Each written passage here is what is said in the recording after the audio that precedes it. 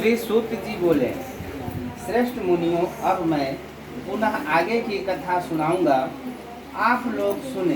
प्राचीन काल में उल्कामुख नाम का एक राजा था। वह जितेंद्रिय, सत्यवादी तथा अत्यंत बुद्धिमान था। वह विद्वान राजा प्रतिदिन देवालय जाता और ब्राह्मणों को धन देकर संतुष्ट करता था। कमल के समान मुख वाली उनकी धर्म पत्नी शील, विनय एवं सौंदर्य आदि गुणों से संपन्न तथा पति पारायण थी। राजा एक दिन अपनी धर्म पत्नी के साथ भद्रशिला नदी के तट पर श्री सत्यनारायण का व्रत कर रहा था।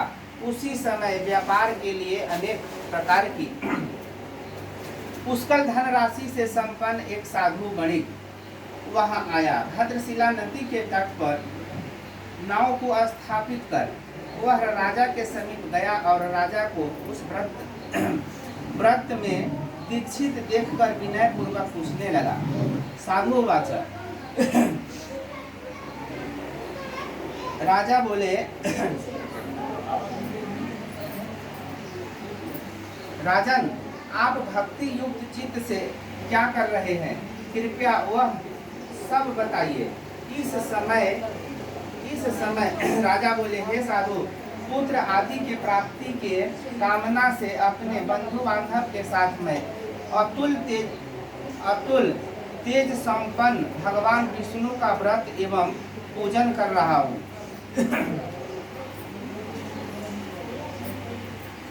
रहा हूँ।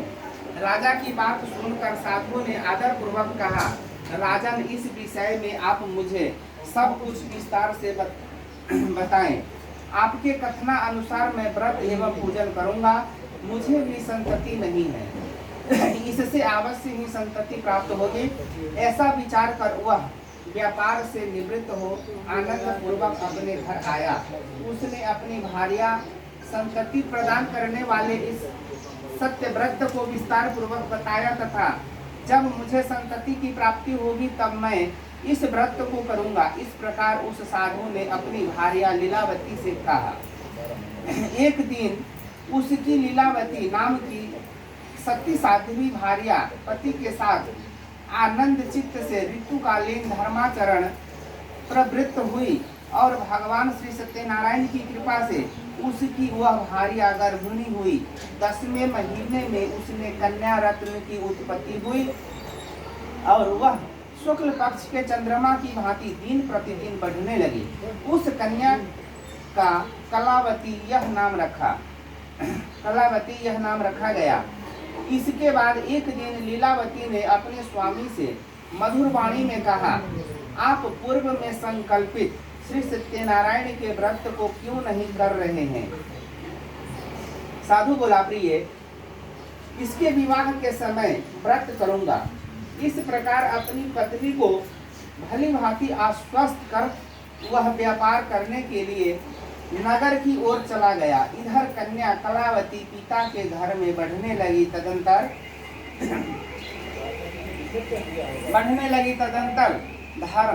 धर्मज्ञ साधु ने नगर में सखियों के साथ क्रीड़ा करती हुई अपनी कन्या को विवाह योग्य देखकर आपस में मंत्रणा करके कन्या के विवाह के लिए श्रेष्ठ वर का आवेदन करो, ऐसा दूत से कहकर शीघ्र ही उसे भेज दिया। उसकी आज्ञा प्राप्त करके दूत कांचन नगर नामक नगर में गया और वहां से एक वणिक का पुत्र लेकर आया। उस साधु ने उस वणिक के पुत्र को सुंदर और गुणों से संपन्न देखकर अपनी जाति के लोगों तथा बंधु बांधवों के साथ संतुष्ट चित्त विधि विधान से वणिक पुत्र के हाथ में कन्या का दान कर दिया। उस समय वह साधु वणिक दुर्भाग्यवश भगवान का वह उत्तम व्रत भूल गया। पूर्व संकल्प के अनुसार विवाह के समय में व्रत न करने के कारण भगवान उस पर रुष्ट हो गए। कुछ समय के पश्चात अपने व्यापार कर्म में सुख कुशल वह साधु वणिक काल की प्रेरणा से अपने दामाद के साथ व्यापार करने के लिए समुद्र के समीप तथा रत्न सारपुर नामक सुंदर नगर में गया और अपने श्री संपन्न दामाद के साथ वहां व्यापार करने लगा। तदंतर वे दोनों राजा चंद्रकेतु के रमणीय उस नगर में गए। उसी समय भगवान श्री सत्यनारायण ने उससे भ्रष्ट प्रतिज्ञा देकर उसे दारुण कठिन और महान दुख प्राप्त होगा ऐसा श्राप दे दिया। एक दिन एक चोर राजा चंद्रकेतु के धन को चुरा कर वहीं आया जहां वो दोनों बनिक स्थित थे। वह अपने पीछे दौड़ते हुए दूतों को देखकर भयभीत चित्त से धन वहीं छोड़कर शीघ्र ही छिप गया। इसके बाद राजा के दूत वहां आ गए जहां वह साधु बणिक था। वहां राजा के धन को देखकर वे दूत उन दोनों बनिक पुत्रों को बांध कर ले आए और हर्ष पूर्वक दौड़ते हुए राजा से बोले, प्रभु हम 2 चोर पकड़ लाए हैं, इन्हें देखकर आप आज्ञा दें।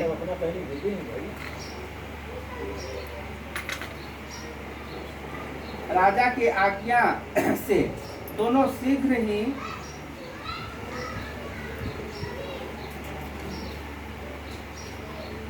आज्ञा दे। राजा की आज्ञा से दोनों शीघ्र ही दृढ़ता पूर्वक बांध कर बिना विचार किए महान कारागार में डाल दिए गए। भगवान सत्यदेव की माया से किसी ने उन दोनों की बात नहीं सुनी और राजा चंद्रकेतु के उन दोनों का धन भी ले लिया। उस भगवान के श्राप से बनिक के घर में उसकी भार्या भी अत्यंत शूटिंग ले रहा है और उनके घर में सारा का सारा धन जो धन था वह चोर ने चुरा लिया। वह लीलावती शारीरिक तथा मानसिक पीड़ाओं से युक्त दुख और प्यास से दुखी हो अन्न की चिंता से दर दर भटकने लगी। कलावती कन्या भी भोजन के लिए इधर उधर प्रतिदिन घूमने लगी। एक दिन शुद्धता से पीड़ित हो वह कलावती एक ब्राह्मण के घर गई। वहां जाकर उसने श्री सत्यनारायण के व्रत पूजन को देखा। वहां बैठकर उसने कथा सुनी और वरदान मांगा। पूरा दे देता हूँ इनका।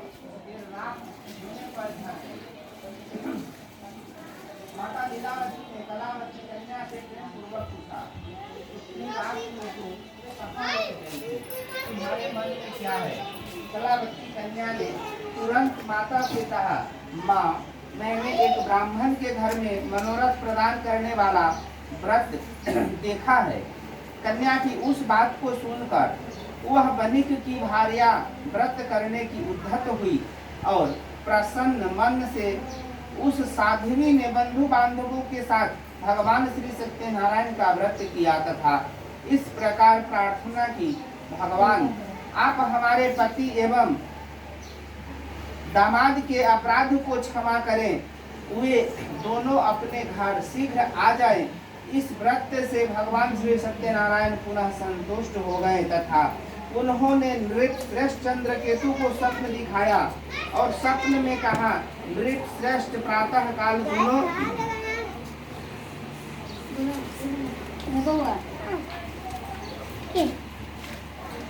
दोनों बनिक को छोड़ दो और वह सारा धन भी दे दो जो तुमने उनसे इस समय ले लिया है, अन्यथा राज्य धन एवं पुत्र सहित तुम्हारा सर्वनाश कर दूंगा। राजा से स्वप्न में ऐसा कहकर भगवान श्री सत्यनारायण अंतर्ध्यान हो गए। इसके अनंतर प्रातः काल राजा ने अपने सभासदों से साथ सभा के मध्य बैठकर अपना स्वप्न लोगों को बताया और कहा, दोनों बंदी बनिक पुत्रों को शीघ्र ही मुक्त कर दो। राजा की ऐसी बात सुनकर वे राजपुरुष दोनों महाजनों बंधु बंधन मुक्त करके राजा के सामने लाकर विनय पूर्वक बोले, महाराज बेड़ी बंधन से मुक्त करके दोनों बनिक पुत्र लाए गए हैं। इसके बाद दोनों महाजन बनिक पुत्र नृपश्रेष्ठ चंद्रकेतु को प्रणाम करके अपने पूर्व वृतांत का स्मरण करते हुए भय विहीन हो गए और कुछ बोल न सके। राजा ने वणिक पुत्रों को देखकर आदर पूर्वक कहा, आप लोगों प्रारब्धवश यह महान दुख प्राप्त हुआ है, इस समय अब कोई भय नहीं है। ऐसा कहकर उनकी बेड़ी खुलवाकर क्षौर कर्म आदि करवाया।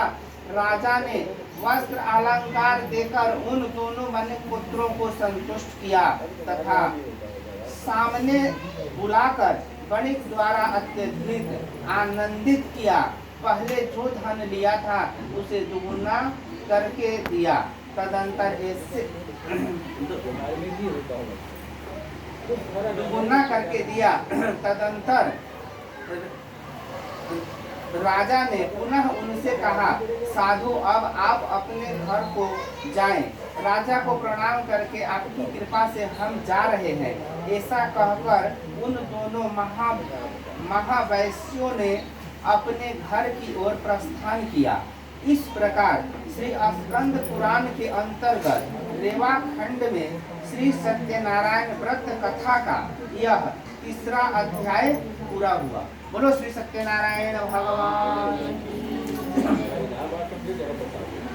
श्रीमन्नारायण नारायण नारायण श्रीमन नारायण नारायण नारायण श्रीमन नारायण नारायण। फोटो पारले छी बहुत है। अभी एक बार आगे बढ़ा मंडप के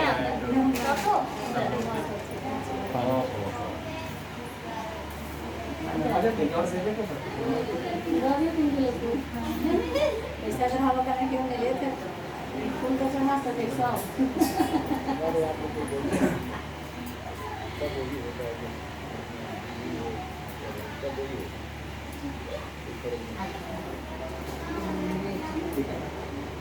कि गरम करके लावे कि ठंडा चाय पूरा बंद के हो ना गरम ठंडा खाली पूछे सब चाय कथी ना है रूम ओपन ना है ठीक है रूम है रूम अपन है यानी व्यवस्था ना है। अरे लावा ना हम बनबै छी व्यवस्था कर ले रहते सब आज रहते इसमें चाय लाना हम सब पिया ना व्यवस्था चाय बन जाए सब आदमी के पर पंडित जी के ठगै सब व्यवस्था सब व्यवस्था दूध मंगा ले छी नेबो एक पैकेट। आरती में हाथ बजा के बनाबो चाय हाँ तो बनावे छी। आरती उतनी आले बना सबके अपना हाथ किया बनाओ कुछ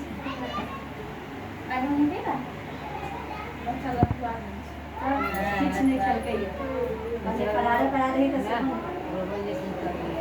मतलब काके दिन होय छै ने गर्मी लागी केसो गर्मी लगा लास्ट केसो छै लास्ट केस बस हो गया। मम्मी भी चाहे बाल बच्चे से नहीं स्कूल में एकरा बात कंप्लेन आवे हां तो बाहर लगे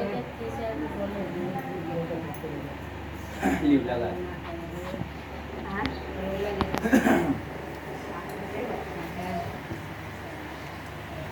बोलो श्री सत्यनारायण भगवान की।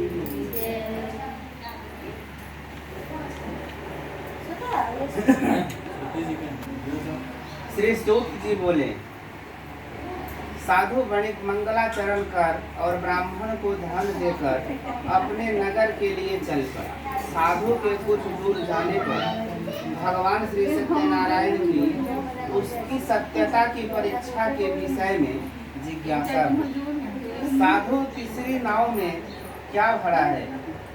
तब धन के मद में चूर दोनों महाजनों ने अवहेलना पूर्वक हंसते हुए कहा, दंडनी क्यों? पूछ रहे हो क्या? कुछ द्रव्य लेने की इच्छा है क्या? भगवान जब वापिस कर दिलखिन सब दुगुना धन दे के, दोनों दमाद ससुर फंस गेल रहत। यही कारण में कि जे उनकर बार बार पूजा हाँ आई में करा वही में करा बियाह में करा अब हाँ आइला वो तो भगवान हाथ दे देना भगवान तब वो खिसिया गेलथिन। खिसियला के बाद में उनका इतना बड़का दारुण दुख दिलन। हाँ, आ दारुण दुख दिला के बाद में जब उनकर पत्नी की लड़की उनकर गेल ब्राह्मण के घर में पूजा होइत रहे, तब बेचारा बैठ गेल। आ बैठला के बाद में थोड़ा लेट से आए, प्रसाद उरसाद लेके आरती देख के, तो उनकर माए पूछलथिन कि बेटी के एते देर भ गेल, तो कहलथिन कि ना एगो मनोरथ पूर्ण होए वाला हम पूजा देख के अइली है। तखने उनकर माए समझ गेलखिन लीलावती, अरे तो हमरो पति जे मानले रहथिन बेटी अब उ अनय बिनय के उनका दिमाग में याद आयल बात। अब उ रात भर तक सुतलन ना, नींद न आयल। सवेरे सवेरे पूजा कैलन तो भगवान अति प्रसन्न हो गेलन कि राते में वही चंद्रकेतु नाम के जे राजा रहथिन स्वप्न देलथिन कि उ तू जल्दी वो बुला के उनको मुक्त करो, नहीं तो तुम्हारा सर्वनाश कर देंगे। सवेरे बुला के उनका मुक्ति दिया गेल। आगे के धन बंद होता बहुत लिया जे धन चोरी भेल रहा ले रहा ओकर दुगुना करके दे देलथिन। हाँ, बाइज्जत कपड़ा वपड़ा सब पहिरा के। आ तब भगवान के इच्छा भेले ते का हम देखै छी कि अभिमान एकर खत्म भेल है कि ना। तब उहे पूछे एलथिन कि अरे बन्नी किसमें क्या है, तुम्हारे नाव में क्या भरा है। तो देखिए अभी तक ओकर घमंड न चूड़ भेल है। कहे थी ये दंडिनी, ये ब्राह्मण, तुम्हारी कुछ इसमें से लेने की इच्छा है क्या।